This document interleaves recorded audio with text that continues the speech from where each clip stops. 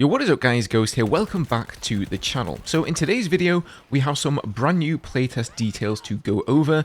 Turns out the next playtest is actually going to be beginning sooner than most of us expected, next week in fact.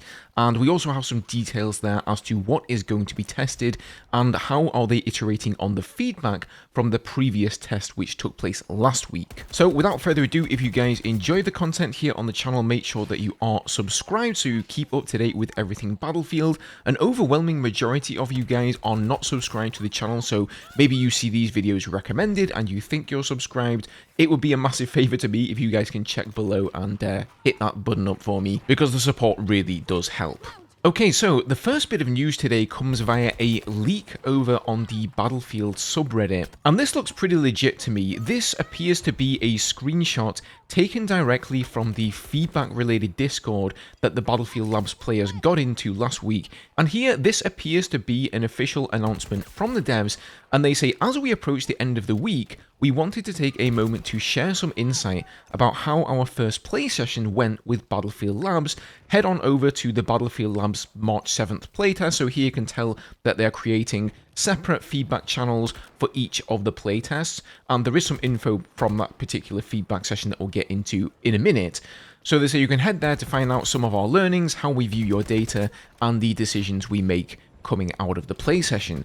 Additionally, we can confirm that our next play session will take place next Friday, the 21st of March, from 7 PM until 9 PM CET or 4 PM till 6 PM PST, and we'll also be including our North American friends for the first time. Stay tuned for more information as we get our week underway next week. Until then, enjoy the read and have a great weekend, the Battlefield community team. So a couple of takeaways from this, obviously the time of the playtest, but outside of that, it's been revealed here that North America didn't take place in last week's playtest whatsoever, so I had no idea about that. So if you're over in North America and were kind of bummed out that you didn't get invited, now you know why, but apparently next week you are going to have a chance to do so, and I'm going to assume then a large portion of the players that will be added to the playtesting pool will then be from North America. Now the next part here isn't really confirmed, but it sounds from the way they're wording this that basically anybody who playtested the game last week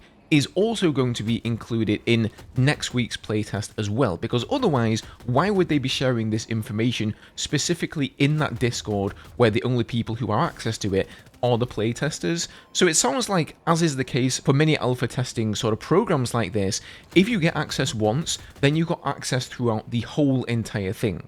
Now next up we have another leak coming in through Reddit here, and this time there's not an official post from the Discord. This guy's basically just tallying up what has been iterated on based on the feedback from that playtest and what they're going to be focusing on for the next playtest, but I do believe this to be legit because this guy actually posted before the other leak, and he says the exact same thing. Playtest will be held next Friday, 21st of March, and invites should be expected at the beginning of next week, Monday or Tuesday, so make sure you keep an eye on your inboxes. But he says that the developers also worked on some user feedback, so these are some of the things that are going to be changed.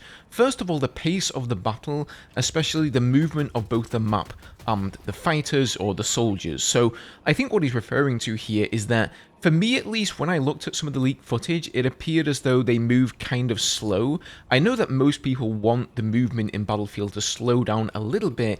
I didn't see any tactical sprint, but it did look a little bit too slow. If you're going across the street, you want to get there pretty quickly so you don't get gunned down by a tank or something, and like in terms of that, it did seem just a little bit too slow in terms of pacing. Maybe it needs to be turned up a notch, and that sounds like maybe something they're going to be considering there. Improvements to sliding and landing mechanics. Developers are still selecting optimal parameters here, so of course those are both work in progress mechanics. Improvements in death dynamics, so dragging, respawning, HP count and resupply, the visibility of fighters or soldiers, and understanding what killed you. So again, of course, all of these things are works in progress here. Nothing is final in any of these playtests. Body dragging, though, was something that was seen in some of the leaks after I made my first video on that, and it seems like a medic can drag anybody to safety, but other players who aren't playing as medics, the other classes, you can only drag your squad mates. So it's kind of like the revive thing, you can revive your squad mates, but not your teammates. And then infantry versus equipment balance, he says here that balance changes will significantly affect future playtests.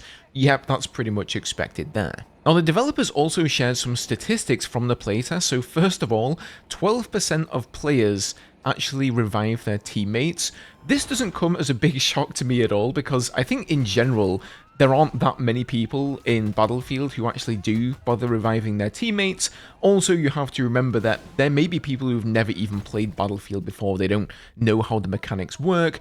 And then, on top of that, I think if you've only got a 2-hour window to playtest the game, your focus isn't going to be on reviving your teammates, right? You just want to try out the features, fire the guns, get some kills, mess around in there. It's not like you're actively trying to really win the round. Apparently, one of the players managed to melee 16 players in one session, which is quite the achievement there. I've also noticed in some more leaks that snatching dog tags seems to be back. I think first-person animations for melee takedowns is back as well, which I think is just a much more immersive way of doing a takedown rather than the third-person animations that we've seen in maybe some of the more recent Battlefield games. RPG is the best choice of players to destroy tanks. It was chosen by 48.5% of players. I mean, I'm not sure what other choices they had there. Like, I guess there was there C4 in the playtest? I don't really remember seeing any C4 in any of the leaks, but maybe there was something outside of the RPG, but that was like pretty much the only thing I noticed. 37.2% of people played for all of the classes, and only 8.9% of people played one. So I guess the other percentage of people played either 2 or 3 then. That makes a lot of sense. Again, if you've only got a 2-hour window to play the game, you probably want to spend one round or maybe a few lives playing on each of the classes. That's certainly what I would do. 14.2% of people tried more than 5 weapons per session. The developers are asking for more experimentation.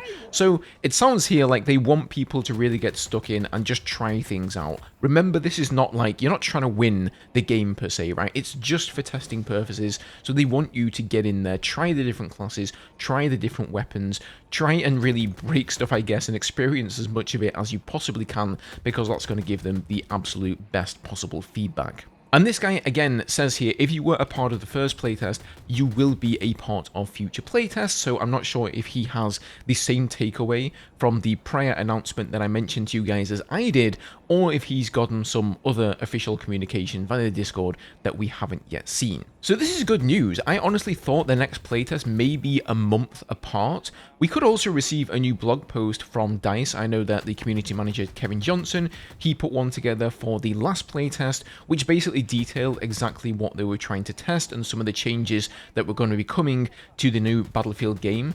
Are we going to get one of these blog posts every time there is a Battlefield Labs playtest? I don't know, but that would be pretty cool for those of us who can't take part and were not selected, to sort of keep the community in the loop so we all feel connected in some way. And hopefully I'm going to be able to share that news with you guys when the time comes. So as I said last time, best of luck to you all. I hope you guys get in. I hope I get in. Let's hope at least some of us do. As always, guys, keep it here on the channel for more Battlefield news, and I will see you all in the next video.